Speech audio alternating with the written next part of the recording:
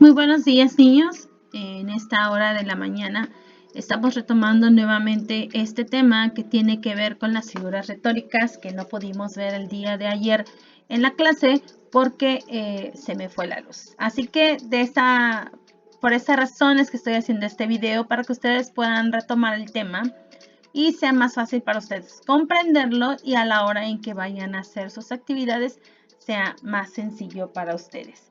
Las figuras retóricas que estábamos hablando el día de ayer son aquellos recursos que le van a dar expresividad, belleza y musicalidad al lenguaje. En este caso, el lenguaje del que aquí se habla es de los poemas, que estuvimos viendo en las clases pasadas.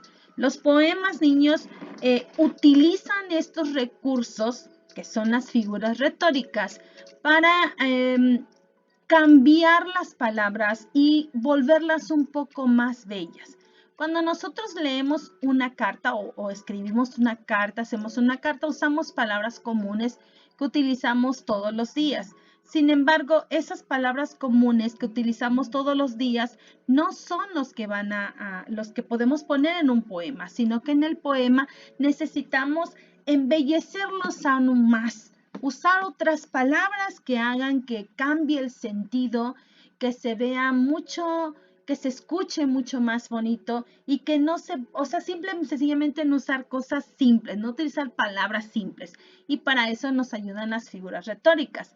Vamos a ver ahorita una por una de cada figura retórica. Tomen en consideración cada característica de ellas para que vean cuál es la diferencia entre estos, ¿ok?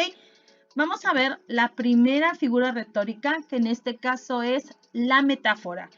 ¿Qué es la metáfora? ¿Cómo funciona la metáfora como figura retórica o como un recurso que se utiliza en los poemas?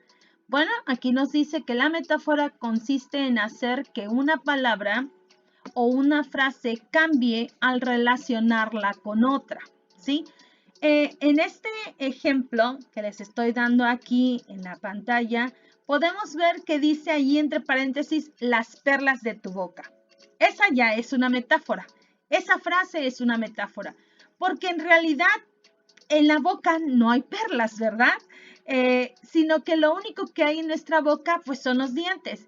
Entonces quiere decir que aquí la metáfora lo que está utilizando es ese cambio en las palabras.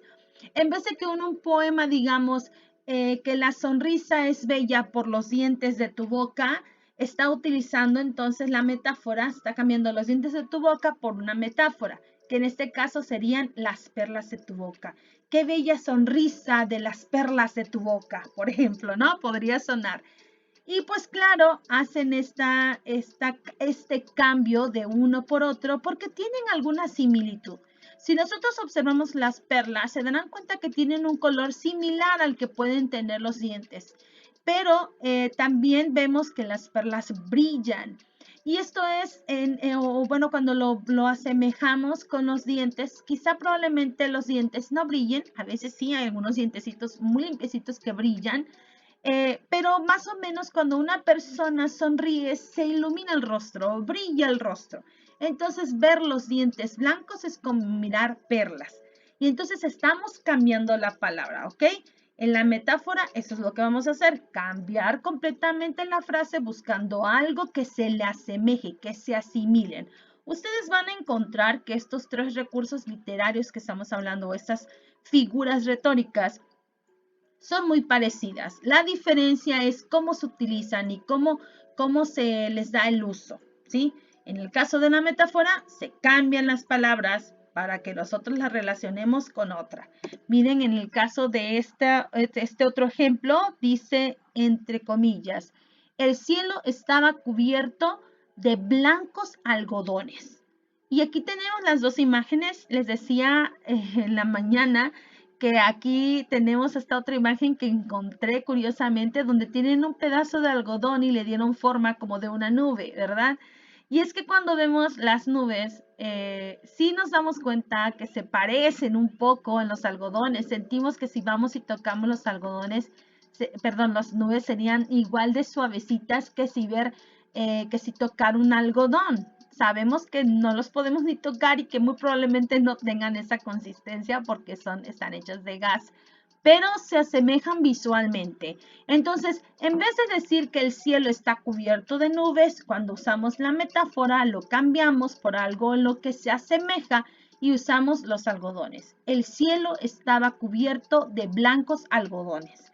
Y eso cambia la frase, cambia el sentido, hace que el poema se vuelva mucho más bello que solo decir las palabras como tal, ¿ok?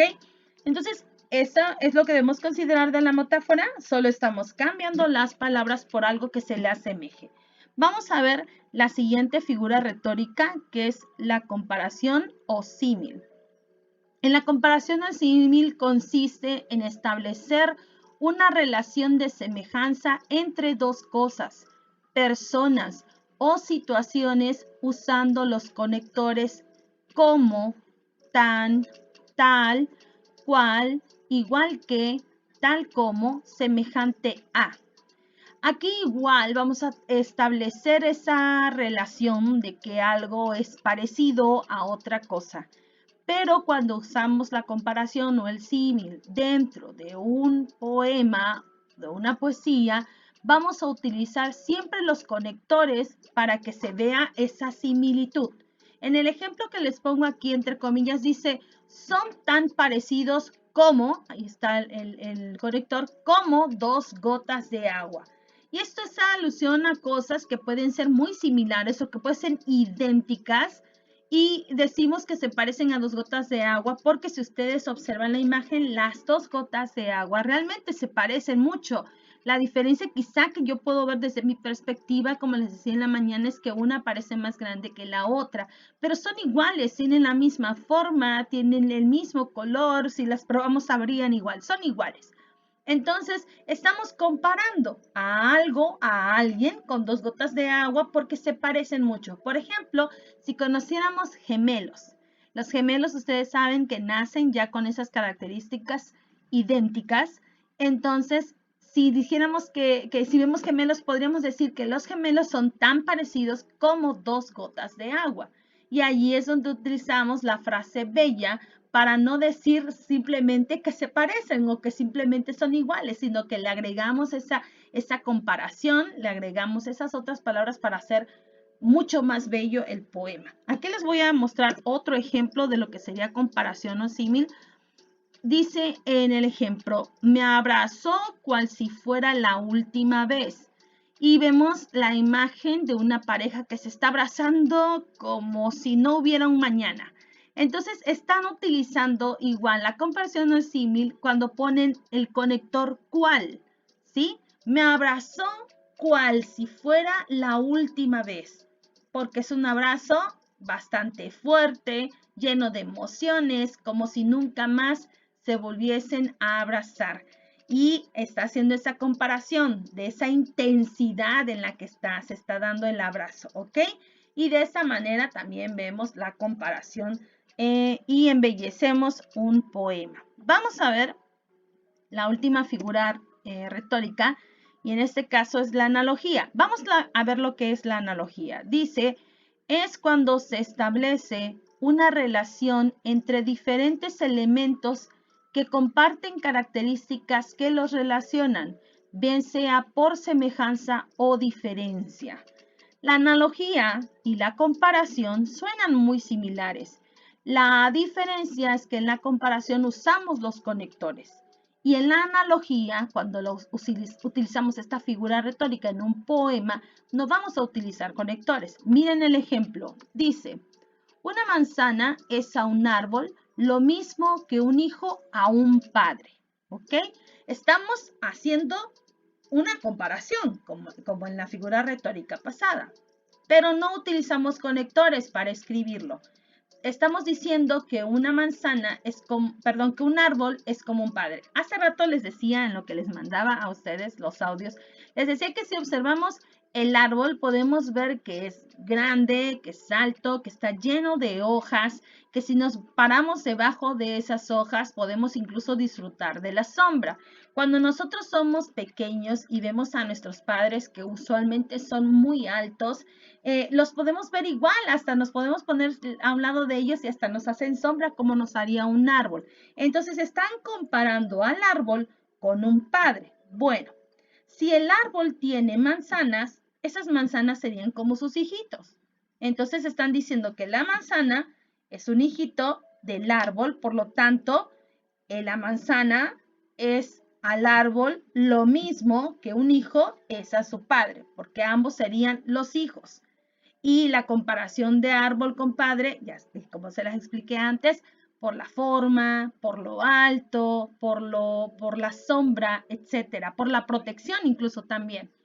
Entonces aquí igual en analogía también hacemos esa semejanza. En este caso es semejanza. O también podría haber un ejemplo o una analogía en la que se hiciera una diferencia, que son completamente opuestos. Y recordemos que cuando utilizamos la analogía, no utilizamos conectores para decirlas o para escribirlas. Miren el siguiente ejemplo. Decimos, un pedazo de queso es a un ratón lo que el pasto es a una vaca. ¿Okay? Aquí estamos haciendo una analogía que probablemente no parezca que rime, pero estamos haciendo esa comparación. ¿Por qué un pedazo de queso es igual a un pasto? Bueno, si los vemos, ni siquiera por el color son iguales, no tienen el mismo tamaño, vaya que no provienen ni de los mismos materiales. El queso proviene de la leche, que la leche viene de la vaca, y el pasto pues está solamente allí por donde quiera, ¿verdad?